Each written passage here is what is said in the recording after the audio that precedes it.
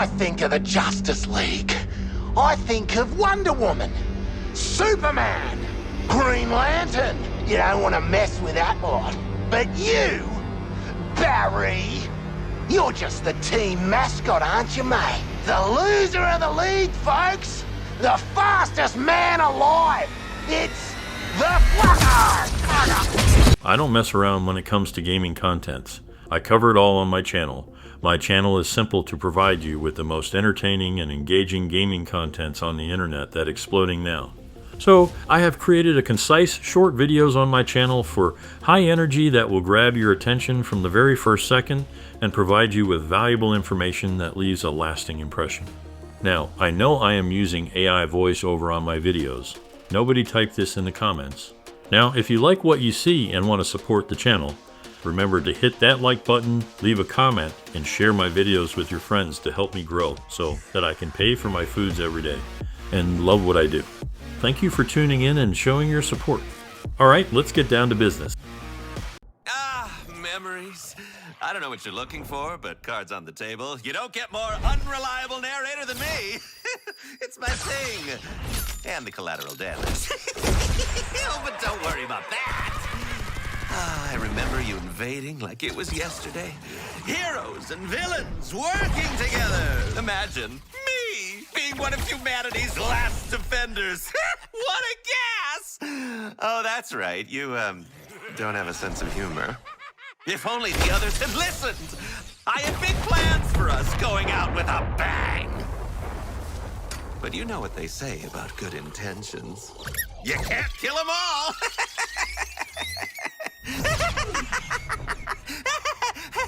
Oh, that's when we first met. Oh, we could have been pals, shared torture tips. But you ruined my Earth. That's my modus operandi. And I hate being upstaged. So if you thought you could keep this very active pathological imagination in a jar, think again. Then I discovered you'd been giving my Earth a makeover. What's a place like this doing in a guy like me?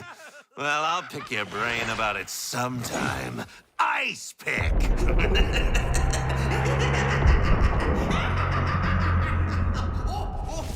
This delicately commentary on the state of live service games, and now to properly discuss that we need to focus on, is in a downward spiral, with Rocksteady's Suicide Squad live service game as a prime example of the industry's decline.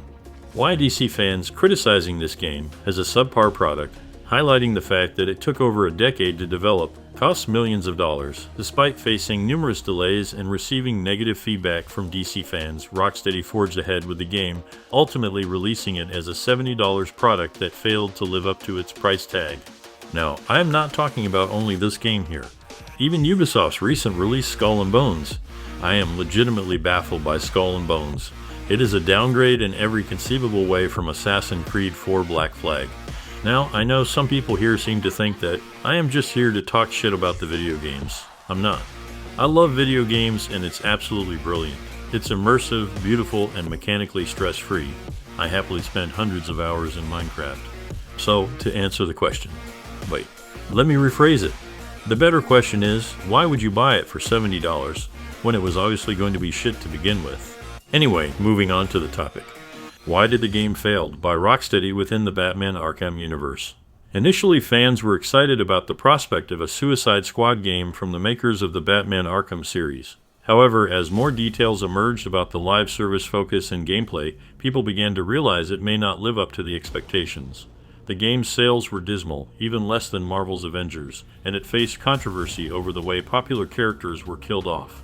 The player count on Steam quickly dropped, peaking at only 13,000 players and eventually dipping below triple digits. That's the problem with these live service games. They depend purely on player base, actually in real time how many are playing the game. So if hardly anyone does. In this case, nobody asked for, and the premise being a hard sell even with the best, or probably an okay at best. The game gets exposed as more expendable than any other genre.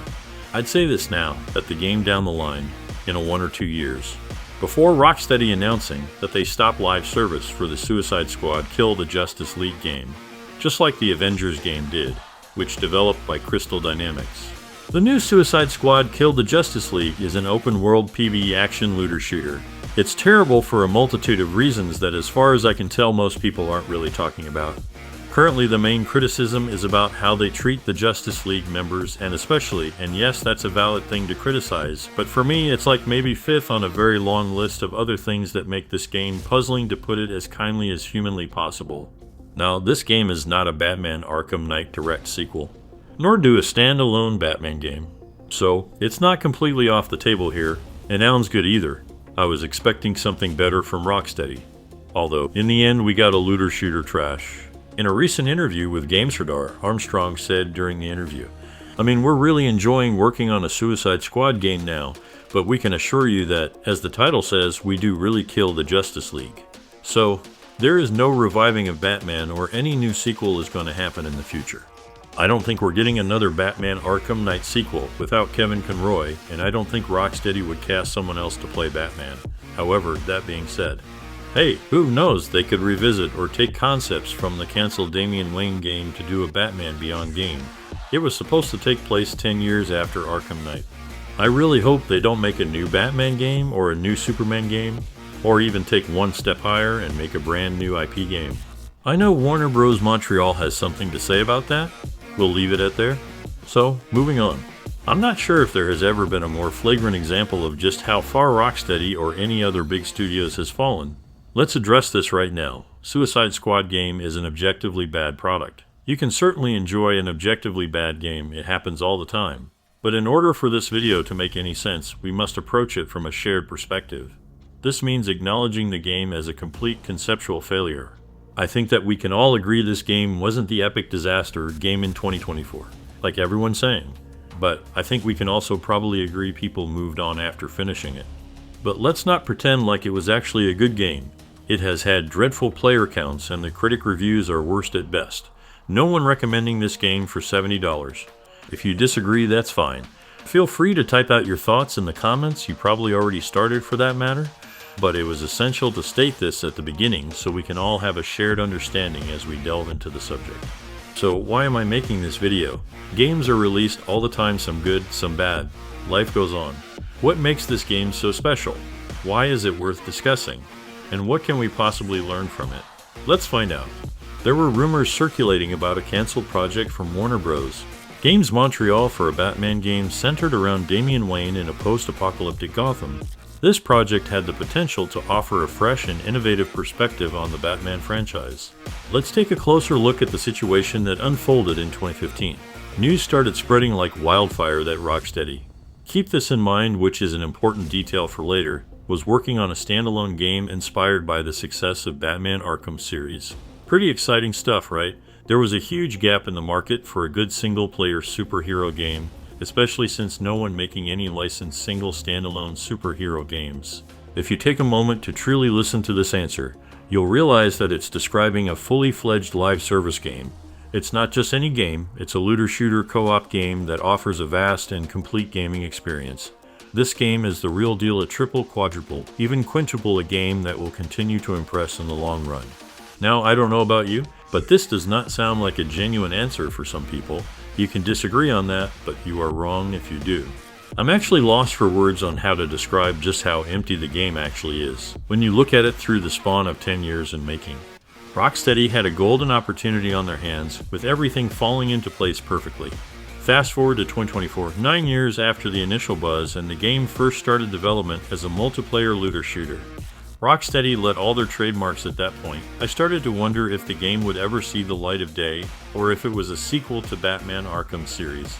Now, I know that being in the game industry is rarely just a job. They could all get paid more for much less stress in a traditional business, definitely for programmers or for art designers. It still might feel better to work on a good game that failed than a bad game that has also failed, and it might even feel better to work on a good game that is obviously fails than a bad game that makes a lot of money from fucking nothing to offer in the first place. In my humble opinion, releasing a product for $70 that falls short of deserving such a price point is the epitome of corporate failure, mismanagement, and bad practices. The CEO may call it Quad A, but I beg to differ. This debacle comes hot on the heels of Suicide Squad Kill the Justice League, a live service game from Rocksteady that looks like it belongs in a time capsule from 9 years ago. This game is trying so hard to be funny, but it ends up disrespecting the characters and lore in a way that just pushes away its core audience, DC fans. It's supposed to be fast-paced, but instead it bombards you with tedious mechanics that just slows everything down. And it's supposed to be thrilling, but the power progression is so lackluster that there's no excitement at all. But let me tell you, there are a few things that I actually enjoy about it. King Shark is genuinely comedic and adds a fun element to the game. The voice acting in this game is top-notch, with each character bringing their own unique personality to the table. The lines may be a bit goofy at times, but that just adds to the charm. In my opinion, one character stands out as the best of the bunch. I know not everyone may agree with me, but all 4 characters are pretty fun to play. The dialogue was clearly well thought out and adds depth to the game. Overall, I found the humor to be hit or miss. While I didn't find myself laughing out loud too often, there were definitely moments that got a chuckle out of me. Despite this, I still don't like the game, and I can tell that Rocksteady really put some efforts into making it a memorable moments. I was under the impression that visuals had improved drastically over the past decade with better hardware and game engines, but these live service games products are proving me wrong. Not only do they lack visual fidelity, but they also fall short mechanically. How can a $1 million game with a decade-long development cycle not deliver on its promises? It simply doesn't add up, even when accounting for inflation. Back in 2015, Arkham Knight was considered lackluster in terms of sales, despite costing less than millions to develop. Fast forward to today, and we have Suicide Squad game, costing twice as much, offering less gameplay features, and taking a whopping 10 years to create. It's described as quadruple by the CEO, but I can't help but compare it to games that cost half as much and took a fraction of the time to develop. Overall, the Suicide Squad game failed to capture the attention and loyalty of DC fans, ultimately leading to its downfall within the gaming community. If they close the studio, if this game flops like everyone expects it will, it would be justified. They made this game at the end of the day. Yeah, that's it for today.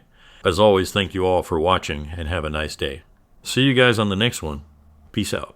At the end of the game, everyone goes, "Wow, this was a hell of a ride." Let's play again.